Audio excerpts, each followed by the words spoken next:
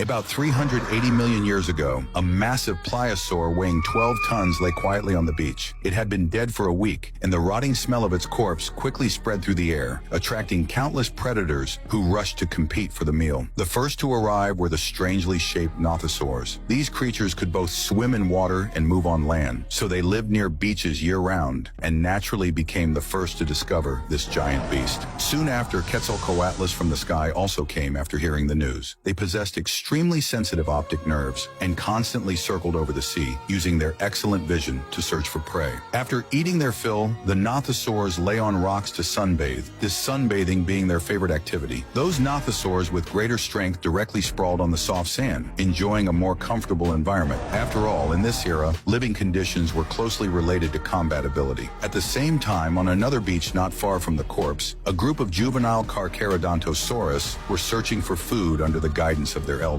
They were chasing a lone juvenile Argentinosaurus. The pursuit lasted about 2 minutes until the little Argentinosaurus completely lost the protection of its herd and finally collapsed to the ground exhausted. Just as the Carcharodontosaurus were about to eat, they discovered an even larger corpse on the beach nearby. Unfortunately, before they could get close, they noticed 2 young Spinosaurus had already arrived there. When these 2 powerful predator groups met, the situation immediately became tense. The Spinosaurus side attacked first. Since this area was originally their territory, they would never easily give up such a feast. Although Spinosaurus's combat ability should not be underestimated, these 2 present were young individuals, with no adult Spinosaurus around. In contrast, the Carcharodontosaurus side had 2 adults in charge. After weighing the situation, the Spinosaurus had no choice but to painfully give up this meal, so the marine giant's corpse became lunch for the Carcharodontosaurus family. This powerful family has even been portrayed in some films and TV shows as more terrifying than Tyrannosaurus Rex. On a hillside not far away, a female Carnotaurus was quietly observing all this with her offspring. She didn't act rashly because Carnotaurus were the weakest type of predator in this area. She chose to wait quietly until those powerful opponents left before sneaking down to feed. This approach was both safe and smart, fully demonstrating the survival wisdom of the weak.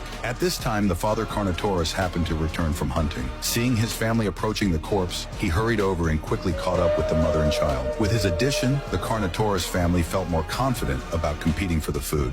But just as the juvenile Carnotaurus was about to approach the corpse, it was suddenly blocked by Quetzalcoatlus. It turned out these creatures hadn't eaten their fill yet and wanted to continue occupying this territory. But to the father Carnotaurus, Quetzalcoatlus posed no threat at all. With one fierce swing, he sent a pterosaur flying 800 meters away. Under normal circumstances, he might have eaten this creature long ago. But this time was different. The alluring aroma of the fish meat before him left him no mind to deal with these small flying creatures. After eating and drinking their fill, they didn't hurry to leave, but directly lay down beside the corpse and fell asleep, completely unaware that danger was slowly approaching. At this moment, the Quetzalcoatlus high in the sky suddenly flew away rapidly. They seemed to sense some ominous presence. The large Sauroposeidon active in the waters also appeared unusually restless, moving hurriedly as if trying to avoid some disaster as quickly as possible, with some even diving straight to the seabed and not resurfacing. By evening, the 2 young Spinosaurus that had left early finally found their herd. After learning the news, the entire Spinosaurus family quickly assembled and prepared to set out to reclaim what originally belonged to them. This battle over the corpse was far from over.